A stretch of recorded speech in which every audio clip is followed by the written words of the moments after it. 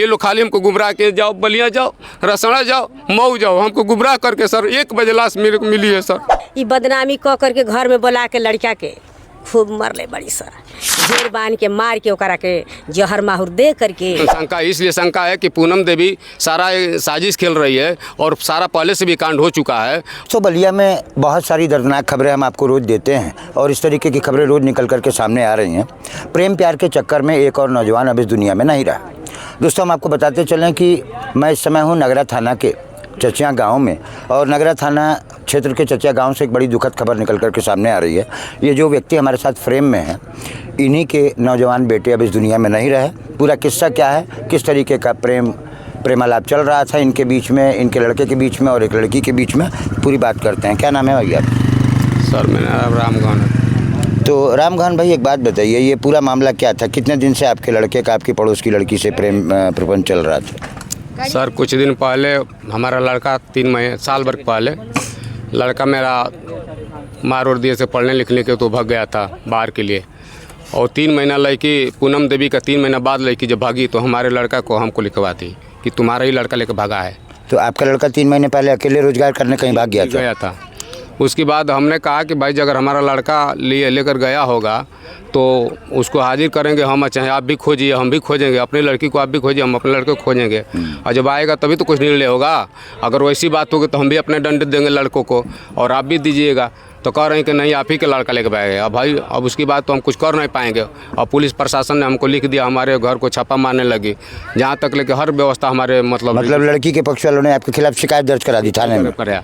और उसके बाद उसने एप्लीकेशन हमारे ऊपर ये लगा दी आ रहे हैं और कह रहे हैं कि हम तुमको जान से मार देंगे, और कह रहे हैं कि हमारा ही लड़का तुम्हारे लड़की को लेकर भागे, जब एक गलत तरीका से लिखाया गया मेरे को।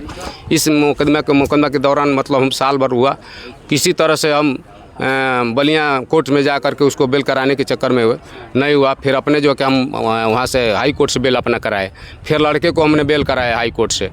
उसके बाद करा कर जब लड़का अभी करीब लगता है कि 12-14 दिन हुआ अभी लड़के को आए हुए, उसके बाद 3-4 रोज़ पहले वो लड़का लड़की वाले के घर गया है और उसकी मम्मी से कहा है कि जब मैं बदनाम हो चुका हूँ तो अपनी लड़की को हमारे पास दो, हमारे माता पिता सभी लोग जेल गए हैं, सभी लोग तुम प्रशासित की हो, तो ऐसा है कि तुम अपनी लड़की को शादी कर दो हमारे साथ। तो क्या किया है कि उन लोग मिल करके 3-4 लोग, उसके 2 पिता ससुर हैं और एक ससुर हैं, मौसा ससुर है उनका ससुर, और उनके बच्चे लोग मिलकर सभी लोग को उसको लड़कों को मारे पीटे हैं। लड़के ने 2-3 रोज़ पहले से खाना वो भी नहीं खा रहा था। फिर हम परसों रात अच्छा, ये बात आप कैसे दावे के साथ कह सकते हैं कि आपके बच्चे के साथ किसने किसने मारपीट की? मैं बता तो रहा हूँ। तो परसों आया लड़का, तो हमने कहा कि भाई तुम खाना क्यों नहीं खाते हो? तो वही लड़का बताया कि हमको मारे पीटे हैं लोग और प्रशासन हमको कर रहे हैं लोग। हम इस तरह से गए तो हम बोले कि तब उसके घर तुम क्यों गई हो, काहे लिए गए हो भाई? जब वो लड़की अपनी शादी नहीं कर रहा है तुम्हारे पास तो काहे जाते हो? हम अपने लड़का ही को भेजा, यहाँ बना कर दब दिए। फिर वो कहा किया कि कल सुबह में हम लोग सोए थे, हमें जानकारी नहीं हुई, हो सकता है सुबह ही 6 बजे करीब आसपास में वो गाड़ी उठाया और लेकर चले गया, हमको मालूम नहीं कि कहाँ गया। फिर करीब 10 बजा तो पूनम जैसे 6 बजे वो निकला तो उसके कोई मोबाइल पे फ़ोन वगैरह भी आया था क्या? नहीं, अभी उस समय अभी नहीं आया था। उसके बाद क्या हुआ कि 6 बजे वो निकल गया और 10 बजे ठीक उसकी मम्मी आई लड़की की पूनम देवी, और आके कही है कि तुम्हारे लड़का हमारे नैहर में गया, जाकर उठा ले उसको। तो हमने कहा कि भाई उठाने की बात के कैसे हो गई भाई, क्या बात है, कोई बात आता नहीं तुम जाओ वहीं। हमने कहा कि सर 2 चक्का से हम अपने लड़कों को लेकर गया, जब गए तो राघोपुर तक हमें पहुंचा, वो अमर सराय में उसका ननिहाल है। तो हम जब गए वहाँ पर राघोपुर तक तो फिर फ़ोन हमको कही कि नहीं राघोपुर मत जाओ, तुम बलिया जाओ। सर हम फिर लौट कर आए घर अपने, और उसके बाद फिर अपने बोलोरो से अपने लड़के पूरे परिवार को लेकर जब हम बलिया जाने लगे, हमने सोचा कि भाई हमारा लड़का लगता है कि बहुत सीरियस में है। हम उस लड़के को लेकर जब जाने लगे तो इंदरपुर चट्टी तक हम पहुँचे। फिर ये लड़के अच्छा, किसी ने इस बीच आपको बताया कि आपके लड़के की तबीयत खराब है? नहीं, ये कुछ नहीं बताएगा, ये भी नहीं बताया, वही तो हमको सारा बातें बता रही थी। उसके बाद वो बोली जब इंदरपुर हमने पहुँचा तो फिर पूनम देवी हमको फ़ोन कर दी कि ऐसा है कि वहाँ नहीं मत जाइए, आप मऊ जाइए। हमने कहा कि भाई अब मऊ जाना है, तो हाँ। हमने कहा भाई बहुत सीरियस हो गया, कहा तो नहीं कुछ नहीं, आप जाइए समझिए अपना। फिर उसके बाद हम अपना गाड़ी घुमा कर लेके जब हल्दरपुर थाने तक पहुँचे, क्रॉसिंग है वहाँ पर जाकर खड़ा हुए। उसके बाद हमने पूछा कि भाई कोई कौन आदमी लेकर आया है, कोई नंबर उम्र है? तो ये अपने भाई का नंबर दिया मेरे को। जब अपने भाई का नंबर दिया तो मैंने फ़ोन किया तो उसका पिता उठाया। हमने कहा कि आप कौन बोला? तो हम लालचंद बोल रहे हैं। ठीक, तो हम कह रहे भाई आप लोग कहाँ हैं? लड़के को लेकर कहाँ हैं? तो हम वहाँ चिलकौर में हैं। हम कहे बताइए आप चिलकौर में, हमको भेज दिए मऊ में, हमारे लड़का से आप लोग गुमराह कर रहे हैं, आप लोग कहाँ हैं? हाँ तो ठीक, हम जल्दी में आ रहे हैं। हम कहें कि ऐसा है कि मऊ पुल पर हम खड़े हो रहे हैं, ठीक ना, चल करके आप लोग आइए कि हम पीछे से तुरंत लेकर के चलेंगे, साथ में हम लोग चलेंगे। जिस व्यक्ति से आपकी बात हो रही थी तो आपने उससे ये नहीं कहा कि आप हमारे लड़के से बात कराइए, हमारा लड़का है कहाँ, किस कंडीशन में? नहीं सर, वो तो यही तो बात नहीं करा पाए हमसे, बात तो नहीं करा रहे थे हमसे। फिर उसकी बात जब वहाँ पर पुल पर पहुँचे तो उसका भाई राकेश है, पूनम देवी का, उससे हमने फिर फ़ोन उठाया तो वही उठाया फ़ोन। हमने कहा कि सर भैया वो लड़का कहाँ पर है? तो हम लोग आ गए हैं इंदारा स्टेशन के पास में, हम बहुत जल्दी पहुँचने वाले। हम कहें ठीक है, हम पुल के बगल में, तो अगला पुल पर जाके खड़ा होते हैं, जो दरियाव है उसी के बगल में। हम कहें कि हम आगे खड़ा होते हैं, अब तुम आओ तो साथ में हम लोग चलेंगे। हम अपने बोलेरो खड़ा किए हैं। आज जब हम वहाँ पर गए तो 1 घंटा मतलब तुरंत वो स्विच ऑफ हो गया। फिर हम 1 घंटा लगे जो है कि हमारे लड़का अभी आया तक नहीं आया, और ये लोग मोबाइल अपना स्विच ऑफ कर दिए, सारे लोगों ने अपना फ़ोन बंद कर दिया, सब स्विच ऑफ कर दिए। उसके बाद हम 1 घंटा जो होते हम परेशान हो गए। तो हमने कहा कि बात क्या, तो 2 लोग क्रॉस उस पुल से आ रहे थे कि कह रहे थे कि एक लड़का वहाँ पर गिरा है, पता नहीं बीमार है कि कैसा है। सर हम लोग भी थोड़ा सा लालच से पड़ के भाई हमारा लड़का भी बीमार है, रुको थोड़ा सा जाएँ। जब हम गए तो हम देखे तो हमारा ही लड़का है। फिर हम ही अकेले थे, हमारे लड़के थे, हमारे परिवार, तो हम उठा नहीं पाए सर। फिर हमारे एक साले रहते हैं डॉक्टर हैं, उसको फ़ोन किया, वो अपने अस्पताल से छोड़ कर भाग के आया, मोटरसाइकिल से खड़ा के वही उठवाया और गाड़ी अपने छोड़ कर फिर हम लोग वहाँ से थाने से लेकर नगरा थाने पर आए। जब थाने पर आए तो थाने वाले लोगों ने कहा कि जाइए अस्पताल पर। फिर अस्पताल पर आए, फिर मैंने पुलिस हमारे साथ दी। उसके बाद ये लोग उठा कर लेकर बलिया गए। अब बलिया जाने पर अब हमको लास्ट में अस्पताल से मिला कि मैंने एक्सपायर हो चुका लड़का सर। तो जिस समय बच्चा आपको मिला था कैसी हालत में मिला था? सर वो बेहोश मिला था, कुछ नहीं मालूम होता, कोई बोल ही नहीं चल रहा था, उसकी सांस चल रही थी? हाँ।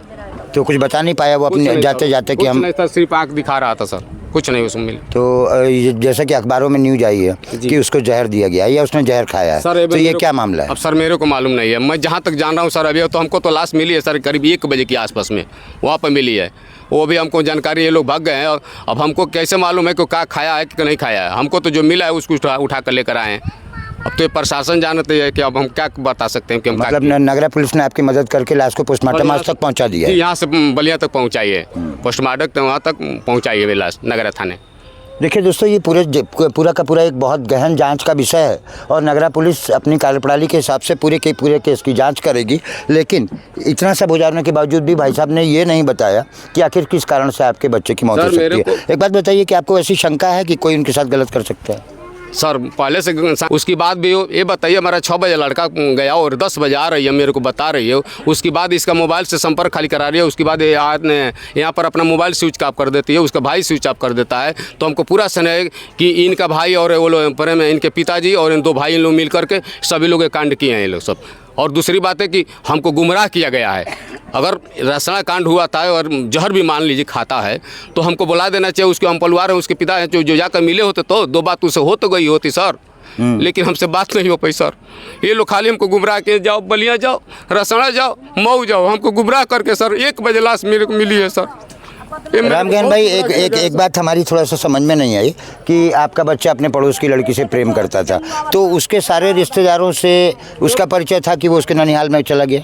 नहीं सर, ननिहाल में था। जब ये मारी पीटी है जिसके घर गया है, वो जब घर गया तो उसकी मम्मी जब यहाँ पर गया होगा लड़की खोजने तो बताई होगी ना, चाहे जिस तरह से उसको मालूम हुआ होगा कि नहीं वो ननिहाल में है, वो गया है, हमको भी मालूम नहीं है।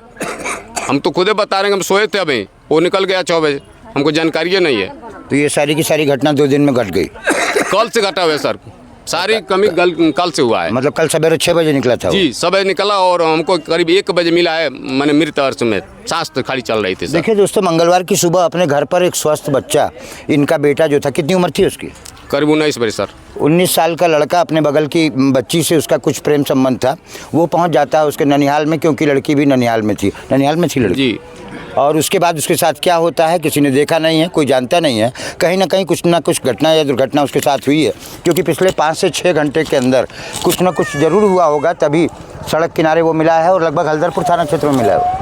नहीं सर, वो मऊ में मिला है सर। तो मऊ के किसी थाने के अंतर्गत? मऊ जो लास्ट जो पुल है वो दरिया वाले ओवरब्रिज के पार वाला लास्ट वाला जो पुल है दरिया वाला, उस पुल पर मतलब इस मास मिला है और हम उस पार थे।